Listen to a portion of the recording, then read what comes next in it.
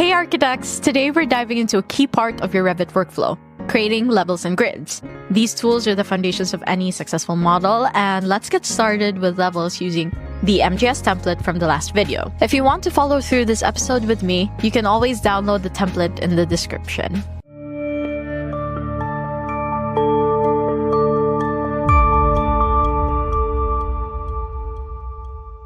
Let's dive into levels in Revit, a key tool for transitioning your 2D bubble diagram into a fully functional 3D building. So levels essentially act as your project's backbone, helping you define floors, roofs, and other important horizontal planes. To get started, open the elevation section in your project browser.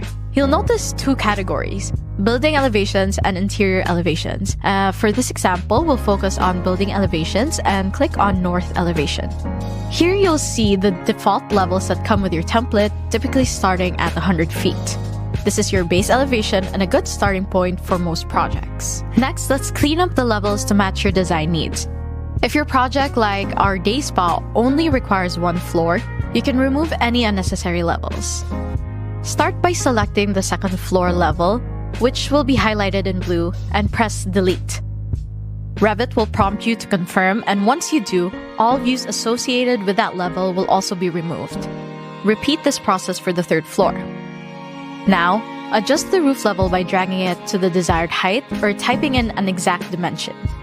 This flexibility lets you tailor levels to your specific project requirements. But what if you need to add a new level? You have two easy options. The first is copy-paste. Select an existing level, copy it, and paste it where needed. However, note the difference between blue and black markers. A blue marker means the level is tied to a plan view, while a black marker is purely for reference. The second option is to create a new level from scratch. Head to the Architecture tab, select Level under the Datum section, and draw the level where you need it. Don't forget to check the Make Plan View option, which generates associated plans like floor or roof views. Once your levels are in place, it's time to rename them for better organization. Simply click the level name and a blue box will appear. Click again to edit.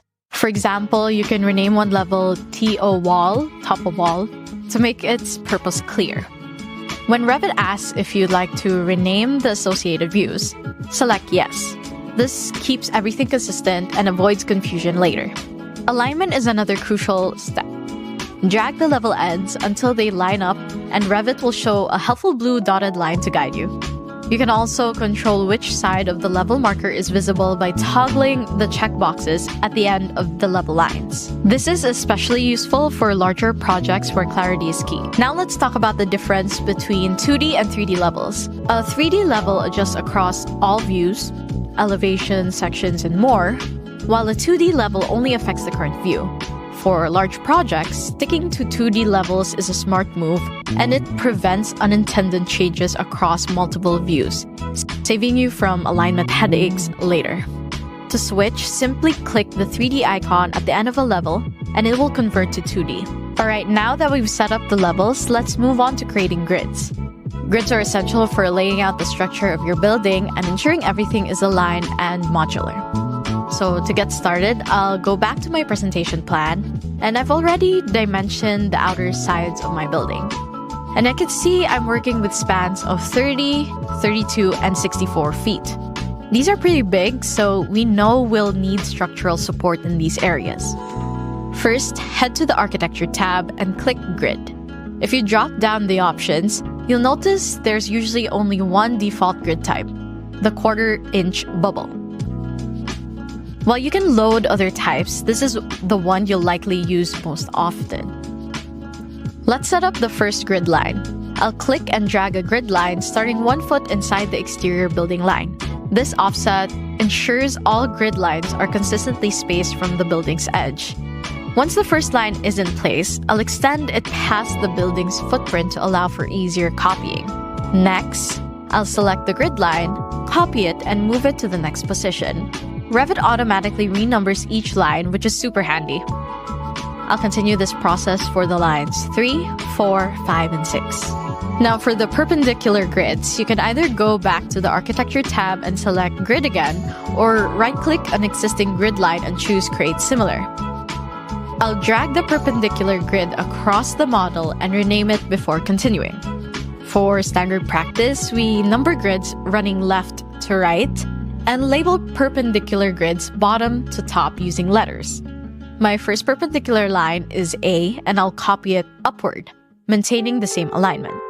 This building will be constructed in 3 sections with prefabricated frames spaced 8 feet on center, so I'll copy the grids accordingly. Using the copy tool, I can paste each grid line 8 feet apart by typing the distance into the command. It's quick and keeps everything precise. And as I reviewed the plan, I noticed one of the bays isn't modular. To fix this, I'll adjust the building layout to align with the last grid line. Structurally, it's more economical to build on a modular system, even if it means slightly increasing the building's square footage. So for this adjustment, I'll move the reference lines to match the grid, delete any unnecessary reference lines, and adjust the bump out areas to align with the new grids. After finalizing the changes, the building's total gross square footage now comes out to approximately 6,057 square feet, a small increase that will save costs during fabrication. And there you have it. Your levels and grids are now set, creating the perfect foundation for your project. If you found this helpful, be sure to like this video, subscribe to the channel for more Revit tutorials, and let me know if you have comments or if you have any questions, or even if you have anything specific you'd like to cover in the next episode. Bye!